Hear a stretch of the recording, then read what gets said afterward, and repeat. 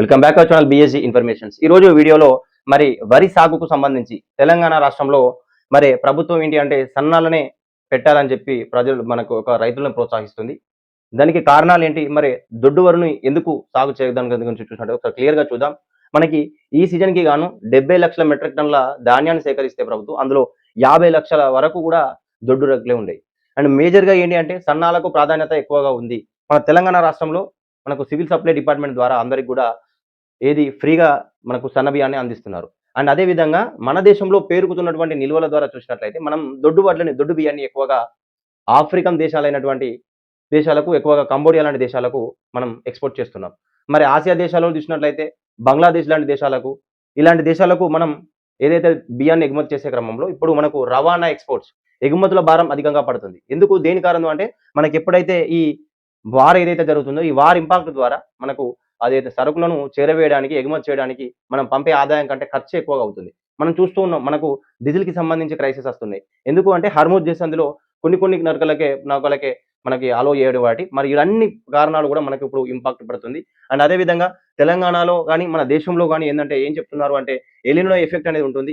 Pacific మహాసముద్రంలో మధ్య తూర్పు ప్రాంతాల్లో జలాల ఉష్ణోగ్రత పెరగడం ద్వారా ఈసారి వర్షాలు తక్కువగా ఉన్నాయి అంటుంది.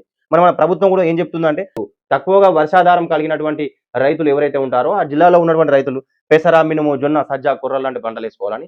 అదే విధంగా దానికి అనుగుణంగా సరే మీకు వరికి సంబంధించిన నీళ్లు ఉన్నాయి అనిపిస్తే ఇలా 4 ఎకరాలు దొడ్డు వరి, ఓ 6 ఎకరాలు సన్న వరి వేసుకోవాలి. ఓ 6 ఎకరాలు ఉన్న రైతు ఏం చేయాలి? 4 ఎకరాలు సన్న వరి వేసుకొని 2 ఎకరాలు దొడ్డు వరి వేసుకోవాలి. దానికి ప్రాధాన్యతనియండి. లేదంటే మొత్తం సన్నాలే వేసుకోండి. కాకపోతే ఏంటంటే రైతులు డీలర్లకు అవగాహన లేకపోవడమా మరి ఏంటో తెలియదు. ఇప్పుడు కూడా దొడ్డు వరినే ఎక్కువ సాగు చేస్తున్నారు. దీని ద్వారా ఏంటంటే రేపు కొనుగోలు చేసేటువంటి పరిణామ క్రమంలో ఏ డీలర్ వచ్చి కొనుగోలు చేయడు. అది మీరు గుర్తుపెట్టుకోవాలి. మీరు ప్రభుత్వం కొనాలి అంటే ప్రభుత్వం యొక్క గైడ్‌లైన్స్‌కి అనుకూలంగా పెడితేనే రేపు పొద్దున మీరు పంట అమ్ముకోవడానికి వీలుగా ఉంటుంది. అంటే ఏదైనా కూడా 2 భాగాలుగా సన్నం, ఒక భాగం దొడ్డుకు. సరే అది మీ ధైర్యంతోనే చెప్పండి. ప్రభుత్వం అయితే అద్దు అని చెప్తుంది.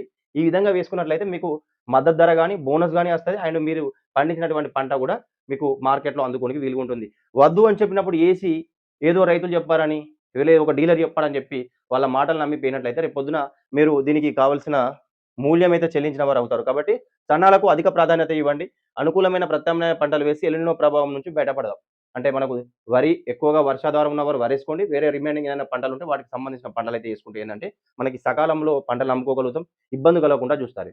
కాబట్టి రైతులు ప్రలోభాలకు గురికాకుండా మీరు మాత్రం సన్నాలకే ప్రాధాన్యత ఇవ్వండి. మరిన్ని ఇలాంటి అంశాల కోసం మన యొక్క ఛానెల్‌ని సబ్స్క్రైబ్ చేసుకోండి. Thank you. జై హింద్.